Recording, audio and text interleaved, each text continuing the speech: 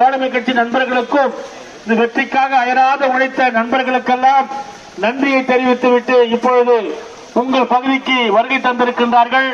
குறிப்பாக கழக தலைவர் தளபதி அவர்கள் ஒவ்வொரு குடும்ப தலைவிகளுக்கும் ரூபாய் 1000 வழங்கியதை மனதில் கொண்டு அள்ளித்தந்த வாக்காளர் தாய்மார்களுக்கெல்லாம் இந்த நேரத்தில் நாடாளுமன்ற தேர்தலில் நீங்கள் எல்லாம் எனக்கு உதயசூரின் சின்னத்தில் வாக்களித்து என்னை வெற்றி பெற செய்ததற்காக நன்றி தெரிவிப்பதற்காக கிராமமாக வந்து கொண்டிருக்கிறோம்.